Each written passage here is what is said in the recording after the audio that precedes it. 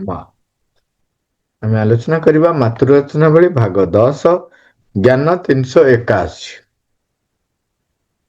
କ୍ରୀଡ଼ା ସମୟରେ ଏକାବେଳକେ ଅତ୍ୟନ୍ତ ହୁଗୁଳା ଭାବରେ କ୍ରୀଡ଼ାରେ ରତ ହୋଇ ନ ରହିବା ଉଚିତ ଏବଂ ନିଜର ଜୀବନ ତଥା କର୍ମଚୟର କ୍ଷେତ୍ରରେ ଏକାବେଳକେ ଅତ୍ୟନ୍ତ ନିର୍ଦ୍ଦୟ ଭାବରେ ଗମ୍ଭୀର ହୋଇ ନ ରହିବା ମଧ୍ୟ ଉଚିତ।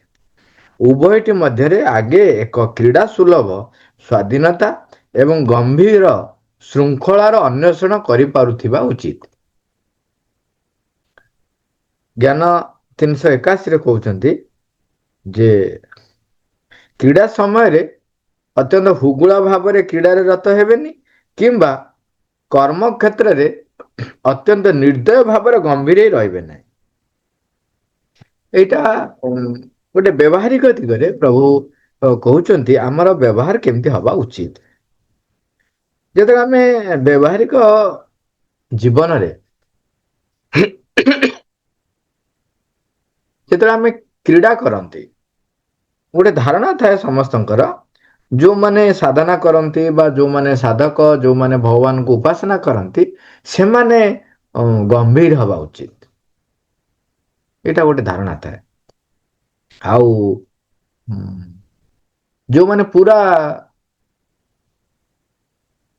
ଢିଲା ହେଇଯାଆନ୍ତି ସେ ସବୁ କଥାକୁ ମାନେ ପୁରା ହାଲୁକାରେ ନିଅନ୍ତି, ସେମିତି ବି ହବ ନାହିଁ। ଆମେ ଯେତେବେଳେ ଖେଳୁଛନ୍ତି ସେତେବେଳେ କୁହାଯାଉଛି ବାରମ୍ବାର ଯେ ଖେଳରେ ତମେ ଖେଳୁଆଡ ମନୋଭାବ ନେଇକି ଖେଳ, କେବଳ ଜିତିବା ପାଇଁ ଖେଳ ନାହିଁ। ଏଇଟା ସାଧାରଣ ଭାବରେ କୁହାଯାଏ। କିନ୍ତୁ ପ୍ରତ୍ୟେକ ଖେଳାଳି ଯେତେବେଳେ ଖେଳନ୍ତି ସେ କେବଳ ହାର ଜିତକୁ ଆଖି ଆଗରେ ରଖନ୍ତି। ଆଇଦର ହାର ଜିତକୁ ଆଖି ଆଗରେ ରଖନ୍ତି ନଚେତ୍ ପୁରା ଖୋଲା ହେଇଯାଆନ୍ତି। ହଁ ଯାହା ହବ ହବ, ଦେହ ଖେଳରେ କଣ ଅଛି। ଦେଖନ୍ତୁ ହାର ଜିତର କିଛି ନାହିଁ, ଏହା ସତ୍ୟ। ଯୋଉମାନେ ସାଧନା କରନ୍ତି ସେମାନେ ଭାବନ୍ତି ହାର ଜିତର ତ କିଛି ନାହିଁ, ତେଣୁ ପୁରା ଢିଲା ହେଇଯାଆନ୍ତି। ସେମିତି ନୁହଁ। ଯେତେବେଳେ ତମେ ଖେଳୁଛ, ଯେତେବେଳେ ତମେ ଯୋଉ କାମ କରୁଛ ତାକୁ ଅତ୍ୟନ୍ତ ନିଷ୍ଠାପର ଭାବରେ କର। ଅତ୍ୟନ୍ତ ନିଷ୍ଠାପର ଭାବରେ। ମୁଁ ଜିତିବା ପାଇଁ ଖେଳୁନାହିଁ କି ହାରିଯିବି ବୋଲି ଖେଳରେ ଢିଲା ହେବି ନାହିଁ। ମୁଁ ଖେଳ ଏଇ ସକାଶେ ଖେଳିବି କାହିଁକିନା ମୋର ଅଗ୍ରଗତି ପାଇଁ ମୁଁ ସେ ଖେଳରୁ ଶିକ୍ଷା ଗ୍ରହଣ କରିବି ଏବଂ ମୋର ସର୍ବୋତ୍ତମ ସାମର୍ଥ୍ୟ ସେଥିରେ ଦେବି।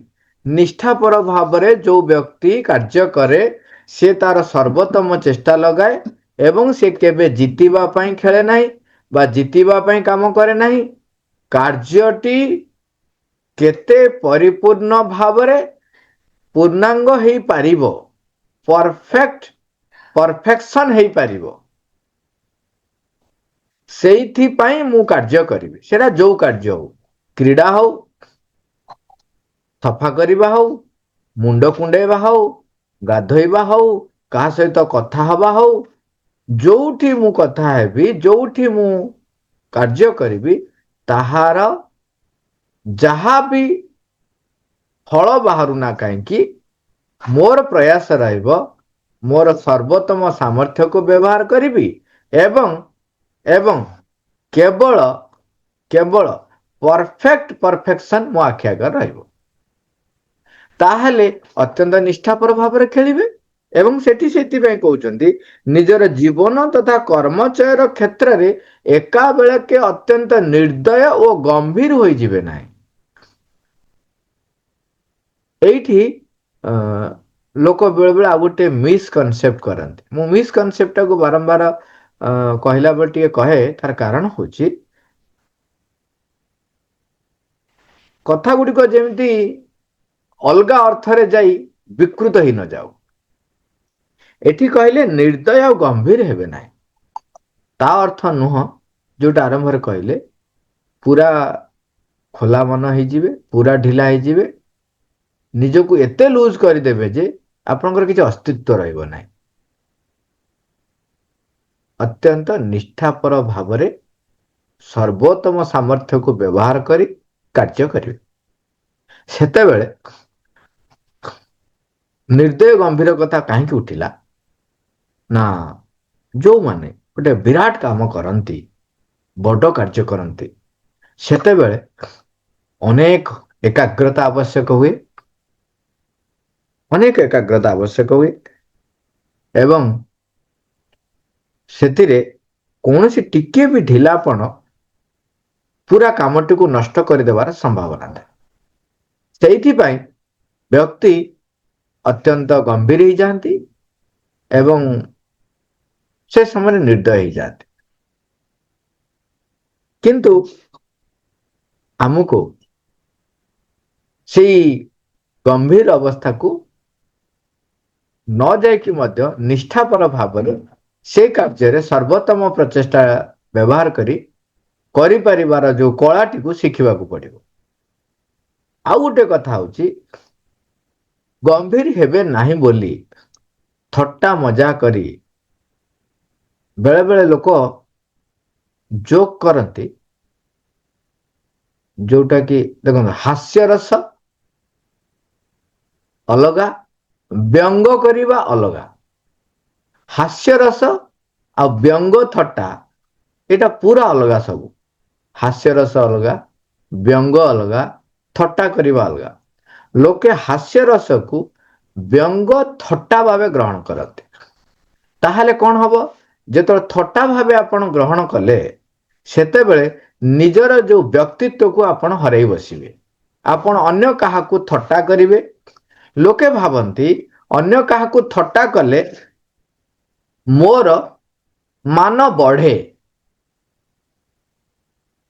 କେତେକାଂଶରେ ଯୋଉମାନଙ୍କର ମନ ବିକଶିତ ହେଇନାହିଁ, ପ୍ରାଣ ପ୍ରଧାନ ବ୍ୟକ୍ତି, ସେମାନେ ସାଧାରଣତଃ କଣ କରନ୍ତି, ଅନ୍ୟମାନଙ୍କ ପାଖରେ ନିଜର ମହତ୍ୱକୁ ପ୍ରତିଷ୍ଠିତ କରିବା ପାଇଁ କଣ କରନ୍ତି ନା ତାଙ୍କ ବ୍ୟତିରେକ ଆଉ ସମସ୍ତଙ୍କୁ ନିଚା ଦେଖାନ୍ତି, ଥଟ୍ଟା କରନ୍ତି, ପରିହାସ କରନ୍ତି, ଛିଗୁଲାନ୍ତି। ଅନ୍ୟ ଲୋକମାନେ ଭାବନ୍ତି ଦେଖ ଇଏ ବ୍ୟକ୍ତି ଆଙ୍କର ବଡ ଲୋକ ତ, ତେଣୁ ସେ ଯାହାକୁ ନେଇ ତାକୁ ଥଟ୍ଟା କରିପାରିବେ। ଇଏ ତାଙ୍କଠାରୁ ବଡ ନହେଲେ ସେ କଣ ଥଟ୍ଟା କରିପାରନ୍ତି? ତେଣୁ ତାଙ୍କର ମହାନତାକୁ ପ୍ରତିଷ୍ଠିତ କରିବା ପାଇଁ ସେ ଥଟ୍ଟା ପରିହାସ କରନ୍ତି। ଯୋଉମାନେ ପ୍ରାଣ ପ୍ରଧାନ ବ୍ୟକ୍ତି, ମନ ଯାହାଙ୍କର ବିକଶିତ ହେଇନି, ସେମାନେ ଏଇଟା ଧରି ପାରିବେ ନାହିଁ। ସେମାନେ କହିବେ ନା ନା ଏଇ ଲୋକଟା ବଡ, ଯିଏ ଥଟ୍ଟା କରୁଛି। କିନ୍ତୁ ଯୋଉମାନଙ୍କର ଟିକେ ମନ ବିକଶିତ ହବ, ସେମାନେ ଚ୍ୟାଲେଞ୍ଜ କରିବେ ଯେ ଯେକୌଣସି ମହାନ ବ୍ୟକ୍ତି କେବେ କାହାରିକୁ ନିଚା ଦେଖାନ୍ତି ନାହିଁ, କେବେ ବି, ଏବଂ ସର୍ବ ସମ୍ମୁଖରେ କେବେ କାହାକୁ ଅପମାନିତ କରନ୍ତି ନାହିଁ, ଥଟ୍ଟା କରନ୍ତି ନାହିଁ। ଯୋଉମାନେ ମହାନ ବ୍ୟକ୍ତିତ୍ୱ ସମ୍ପନ୍ନ ବ୍ୟକ୍ତି, ସେଥିପାଇଁ ଜ୍ଞାନୀ ବ୍ୟକ୍ତି ମାନେ ବିନମ୍ର ରୁହନ୍ତି। କାହିଁ କୁହାଯାଏ ନମ୍ରନ୍ତି ଫଳିନ ବୃକ୍ଷା, କାହିଁ କୁହାଯାଇଛି? ଏବଂ ଆଉ ଗୋଟେ ହେଲା କଣ, ହାସ୍ୟରସ। ଯେତେବେଳେ ହାସ୍ୟରସ କରିବାକୁ ଯାଉଛନ୍ତି, ଶ୍ରୀ ଅରବିନ୍ଦ ସବୁ ଜାଗାରେ କହୁଛନ୍ତି, ସବୁ ଜାଗାରେ ତୁମର ହାସ୍ୟରସ ଅନ୍ୟ କାହାକୁ ନିଚା ନ ଦେଖାଉ, ଅନ୍ୟ କାହାର ବ୍ୟକ୍ତିତ୍ୱରେ ହାନି ନ ଆଣୁ, ତୁମର ହାସ୍ୟରସ ଅନ୍ୟ କାହା ପାଇଁ ଦୁଃଖ ବା ଯନ୍ତ୍ରଣାର କାରଣ ନ ହଉ, ଏବଂ କୌଣସି ଭୁଲ ତଥ୍ୟ ପ୍ରଦାନ ନ କରୁ, ଭ୍ରମ ବା ଭ୍ରାନ୍ତି ନ ଆଣୁ। ତେଣୁ ଇଏ ସବୁ ଜିନିଷ ବ୍ୟଙ୍ଗ ଯେତେବେଳେ କରନ୍ତି ବ୍ୟକ୍ତି, ଏ ସବୁ ଜିନିଷ ତା ଦେହରେ ଥାଏ। ସେମାନେ ଭ୍ରାନ୍ତ ସୃଷ୍ଟି କରନ୍ତି, ଭ୍ରାନ୍ତ ଧାରଣା ଆଣନ୍ତି, ଅନ୍ୟକୁ ଅପମାନିତ କରନ୍ତି, ଅନ୍ୟକୁ ନିଚା ଦେଖାନ୍ତି, ଏସବୁ ଥାଏ। ହାସ୍ୟରସରେ ଏଗୁଡାକ ଯଦି ରହିଲା, ତେବେ ତେବେ ତୁମେ ଆଧ୍ୟାତ୍ମିକ ପଥରେ ଅଗ୍ରଗତି କରିପାରିବ ନାହିଁ। ତେଣୁ ଏଠି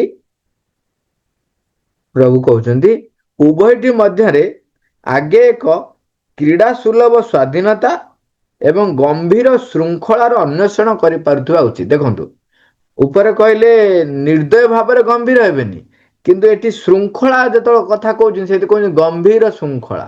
ଗମ୍ଭୀର ଶୃଙ୍ଖଳା ମାନେ पूरा श्रृंखला आट मोस्ट रहिबा दरकार। क्रीड़ा सुलभ स्वाधीनता दरकार। खेल रे क्रीड़ा सुलभ स्वाधीनता कहूँ कहीं ना आम तो खेलती से अत्यंत आनंदर सहित खेलती। एठी जो स्वाधीनता कथा उठुची तामाने कौन सी बाध्य बाधकता जेपरी मो ऊपर लदी दिया न जाए से प्रकार स्वाधीनता दरकार। ता सहित किंतु कहउछन कोन गंभीर श्रृंखला दीटा जाक अपोजिट कथा एका संगे कहउछन। जेतेबेले श्रृंखला कथा उठे सेतेबेले कुआ जाए जे लदी दिया हवा कथा। प्रकृत रे श्रृंखलाटा लदी दिया हवा कथा नुहे। श्रृंखलाटा होची आमर सामर्थ्य को उचित दिगरे व्यवहार करिबा पई उचित दिगरे यथार्थ भावरे व्यवहार करिबा पई एक मार्ग होची श्रृंखला। एटा मन रखिबे। जो व्यक्ति श्रृंखला मानिबा को प्रस्तुत नुह ता माने से व्यक्ति निजे जानी देबा उचित जदि ता भीतर श्रृंखला को न मानिबार एक प्रवृत्ति रही तेबे से अहंगर वशवर्ती होइछि एवं सी प्राण द्वारा निम्न प्राण द्वारा परिचालित होउछि बोली जानी जीवा उचित। तेणु सचेतन हो जिवे जे बर्तमान मु निम्न प्राण रे परिचालित होउछि।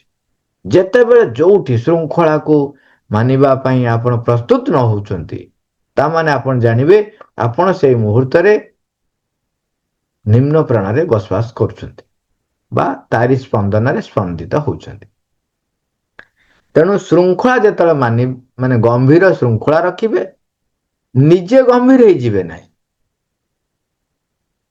आउ गोटा कहले क्रीड़ा सुलभ स्वाधीनता। आमे ए दीटा को भारी अपोजिट भाव स्वाधीनता एवं श्रृंखला। प्रकृत रे निज अधीन रे नियंत्रित होइकी चलीबाटा होची स्वाधीनता। ए स्वाधीनता ऊपर अन्य टॉक बहुत हो सारी आपण मन जानछंती तेणु आउ सेटा अधिक जाउनी।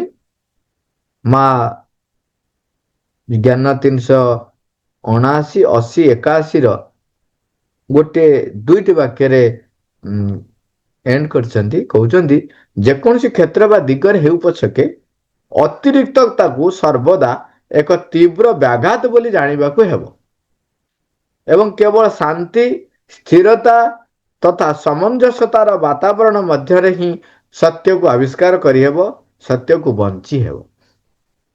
कहे अतिरिक्तता सबले वर्जन करिबा तीव्र व्याघात बोली जानिबो अतिरिक्त। आ पूर्व आम ज्ञान 379 80 कथा होतिले जे भ्रांत आसक्ति भ्रांत निवृत्ति ये दुईटी किपरि आमर आनंद भोग नष्ट कर दिए से सब अतिरिक्त।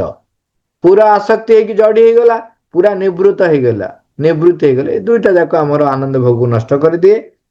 तेणु ये कहुची केवल शांति स्थिरता तथा सामंजस्यतार वातावरण शांत स्थिर एवं पूरा इंटीग्रेटेड कोलाबोरेटिवली वातावरण मध्य ही सत्य को आविष्कार करिहेबो एवं सत्य रे बंची हेबो सत्य को बंची हेबो। देखो सत्य को बंचीबा दरकार। इति जो कथाटे कहउछि एरा मन रखिबा।